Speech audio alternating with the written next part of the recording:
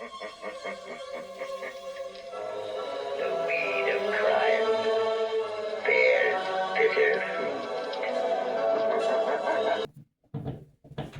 My city, money squandered, souls spent. Night's obscure agents crawl around the corner of time. Sticky hands winding the clock that died. Webs of darkness still enshroud the quiet. The mainspring slides against its housing, slowly twisting into life by the suddenly insistent turning of the key. A metal sigh. The gearing moves again. In the first half sweep of the second hand, the clock face wakes, once more aware that the hour is important. With painful accuracy, the chimes chime through the recently forbidden air, sounding an end and beginning, their reverberating toll climbing the rises leading to dawn. Morning in the tide, a shoal of light quarreling below the horizon, wavers with each timed peal, reticent to extend itself across the border of despair that blind nature senses surrounding the city. The acts of judgment and misjudgment that echo from the deeper envelope of the night have only just played their final trump. The last poses in the awkward dance of death and desire, a footfall short of finality, the final bow and turn of the plummeting form, splashing into yesterday. The ripples may catch the reflected fingers of the morning sky. With mounting dread, as one might unwrap an unknown, sodden bundle, the sky dinges another point toward undark, hands trembling and eyes flickering to either side. Will the twisting lump laying astride the curve be a discarded coat of pain, tossed off with someone's forgotten life, a finger-spread pentalinear arc of smeared crimson mapping the final staves of its pointless symphony, its surrounding stain the mark of ignorance or ambition. Fragments of confrontation redefine the boundaries of ownership and intrusion, scattered at just the proper angle to refract the green edge of rising light. Blurred alley, dark now retreats from the brightening points, shards of reflection. Through the light is only discernible into eyes steeped in the deeper dark, eyes that remained lidless throughout the haunted early hours.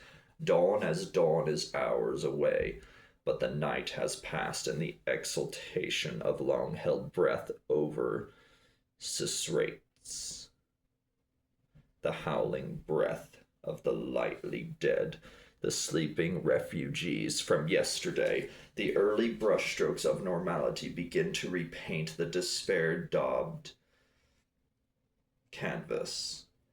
The rattle and click of teeth gives way to the accustomed rattle and click of bottles in the milk cases, the dragon clop of retreating footsteps replaced by the tired metronomic clop of the dray horse. The silent animals return to shadow the nightmares, repair themselves onto the walls and fences, tendrils sliding into the brick and mortar, the sidewalk crack, the empty box behind the dustbin. Precariously hanging forms suffused with intent, dangerous corners angled of insubstantial dread curl into their daytime masquerade.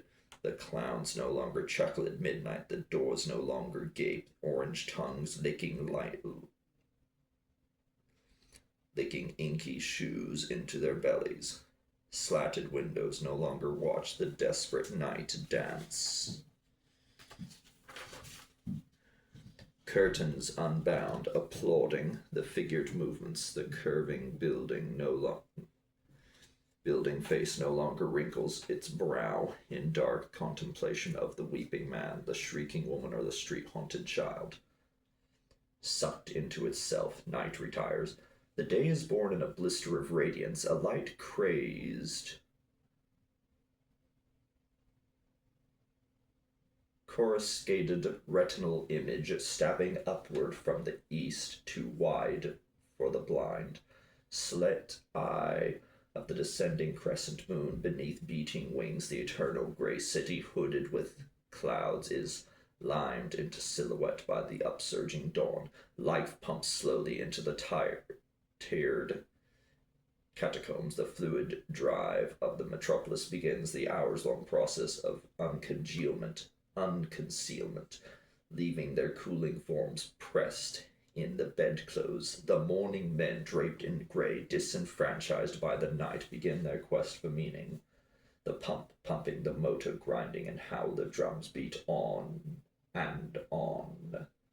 Revealed by dawn, each denying the understatement of his own reflection, each greeting the other with a welcome smile of insignificance, they clabber into runnels, streams, rivers of sleep-puckered millions, traveling their wisps of dream, choking the recently shrouded night drama streets with the clearing throat of industry and intent to earn. One who stands sentinel, alert during this transition, must acquire the strange grace of insignificance, eyes open from the dark, unblinded by the burning coin of sunrise. Under the wash of light, shadows hold only reflections of light and more light. The oblique face of the night is now wreathed in dream, digesting.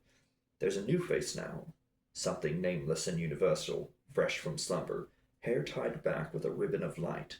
This is day, and its renewal, wearing the refigured mask of yesterday. A memory half caught in the throat, the weight of night fears taken from its shoulders. As she laughs, every memory and fragment of laughter echoes, copies, identifies, floating around her stolen image. In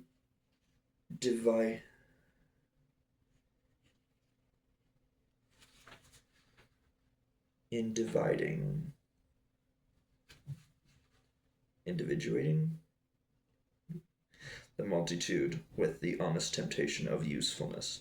This is the face that beckons the briskly striding toward the descending hand of opportunity. This is the face that imbues the throng with the need to be, giving cause to their effort. This is the face that reappropriations the city's proportions, denying the parallel, defying the perpendicular. This is the face that forgives the city for teaching perception with a straight edge, for combining the blast furnace with the kaleidoscope while caressing tubes of chrome. This is the face that smiles through the multi-tiered Egyptian's nightmare, her breath of success blending with her breath of marble, while her hand picks pockets and crushes souls, squeezing the faltering ones toward that sucking hose of night. The faltering join the night-owned who wither beneath the sun. The proud feels pulled from their veins by the avalanche of morning. It is their curse to curse the sun while licking the razor edge of daylight, till the shadows lengthen again toward the liquid promise of evening. How they shamble through their morning, aching hearts, beating toward the angular fragment of stolen midnight, their lips toward the decanted wine of that bitterness of fruit. How many draughts before evening darkens the crack under the door. How dry the tongue wetted with evil, the vintage of their chosen hour, still hours away, but advancing into the whirlpool of their consciousness. Who could believe how they yearn again for the sealed vault of midnight, how they strangle inwardly in hysterical petulance to abide again with the viscera-hung figures and cat-headed phantoms, their amorphous mouths grinning, teeth on the jugular of my city, groaning, anticipating the hot wash of lifeblood, to bite, to drink, and drink, and drink, finding surcease only in the madness of glutted insensibility. I watch as they walk like other men. I listen when they speak in shrouded meanings like other men. I know what evil lurks in their hearts, and knowing, I laugh and laugh and laugh.